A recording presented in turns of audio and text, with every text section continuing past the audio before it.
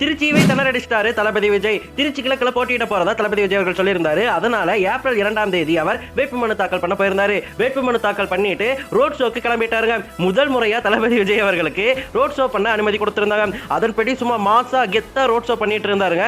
பாக்குறதுக்கே செம கூஸ் பம்பா இருந்துச்சு. மக்களின் பெரு ஆதரவோட அவர் ரோட் ஷோ பண்ணிட்டு இருக்கும்போது போலீஸ் ப்ரொடெக்ஷன் சூப்பராக கொடுத்திருந்தாங்க. இது வரைக்கும் எந்த ஒரு மாவட்டத்திலையுமே விஜய் அவர்களுக்கு ப்ரொடெக்ஷன் சரியா கொடுக்கவே இல்லை. ஆனா திருச்சியில மட்டும் திருச்சி காவல்துறையினர் சூப்பராக ப்ரொடெக்ஷன் கொடுத்திருந்தாங்க. அவங்களுக்கு ஒரு பாராட்ட தெரிவிச்சே ஆகணும். நல்லா ரோட் ஷோ பண்ணியிருந்தார். ரோட் ஷோ பண்ணிட்டு இருக்கும்போது வழியில வந்துட்டு ஒரு தம்பதியினர் வந்து விழுந்துட்டாங்க. விழுந்த உடனே விஜய் அவர்கள் கீழே இறங்கி போய் அவங்களுக்கு என்னாச்சு அப்படின்னு சொல்லிட்டு விசாரிச்சுட்டு வந்துட்டாரு. அதுக்கப்புறம் இன்னொரு சம்பவம் நடந்துச்சுங்க. சென்னையில விமான நிலையத்தை கிளம்பிட்டு இருக்கும்போது நடுவில் ஒரு வண்டிக்காரர் வந்து என்ன சொல்லிட்டாருன்னா, இன்னும் எவ்வளவு பேத்த கொல்ல போறியோ அப்படின்னு சொல்லிட்டு விஜய் அவர்கள் வாகனத்தை பார்த்து கத்திட்டு போயிருக்காரு. அதை பார்த்து கோவப்பட்ட ஒரு சிங்கப்பெண் என்ன தெரியுமா பண்ணியிருந்தாங்க, யார் நீ, நில்லு நில்லு அப்படின்னு சொல்லிட்டு ரொம்ப கோவமா அவங்க கிட்ட பேசி சண்டை போட்டு துரத்திட்டு போயிருந்தாங்க. அது பார்க்கறக்கே கூஸ் பம்பா இருந்துச்சு. அந்த தைரியம் அந்த பெண்மணிக்கு எப்படி வந்துச்சுன்னே தெரியல. அந்த சகோதரிக்கு உண்மையிலே பாராட்டுதாங்க சொல்லி ஆகணும். தேவையில்லாம பேசினா உனக்கு அவ்வளவுதான் அப்படின்னு சொல்லிட்டு மிரட்டி விட்டுட்டாங்க அந்த முகம் தெரியாத நபரை, அந்த முகம் தெரியாத சிங்கப்பெண். அதுக்கப்புறம் அனுமதிக்கப்பட்ட இடத்துல வந்து பேசியிருந்தாரு. எம்ஜிஆர் சிலைக்கு மாலை அணிவிச்சிருந்தாரு. எம்ஜிஆர் சிலைக்கு முன்னாடி நின்று பேசிட்டு இருந்தாரு. ஜி ஃப்ரேம் பாருங்க ஜி அப்படிங்கிற மாதிரி தான் நல்லா இருந்துச்சு. பேசினது ரொம்பவே தெளிவாக பேசியிருந்தாங்க. கருத்தோட பேசியிருந்தாரு விஜய் அவர்கள். என்ன சொல்லியிருந்தாருன்னா, 1000 கோடி ஊழல் நடந்திருக்கு. இங்க ஒரு அமைச்சர் இருக்காரு, கேஎன் நேரு தான் சொல்றாரு. கேஎன் நேரு வந்துட்டு 1000 கோடி ஊழல் பண்ணியிருக்காங்க.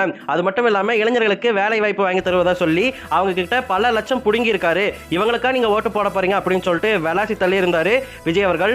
அதோட எடுத்த உடனே கேஸ் பிரச்சனை பத்தி தான் பேசியிருந்தாரு. எல்லாருக்கும் கேஸ் வருதா, கேஸ் தட்டுப்பாட்டால நிறைய டீ கடைகள்லாம் மூடிட்டாங்க அப்படின்னு சொல்லிட்டு சொல்லியிருந்தாரு. அது மட்டும் இல்லாம இந்த கேஸ் பிரச்சனையை மத்திய அரசு நினைச்சிருந்தாலும் தடுத்திருக்க முடியும், மாநில அரசு நினைச்சிருந்தாலும் தடுத்திருக்க முடியும்.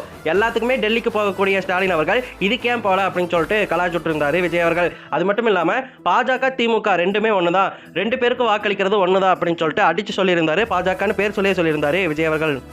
இந்த திமுகவையும் நம்பாதீங்க, இந்த பாஜகவையும் நம்பாதீங்க. 2 பேரும் வேற வேற கூட்டணி எல்லாம் கிடையாது, ஒரே கூட்டணி தான். 2 பேரையும் நம்பாதீங்க.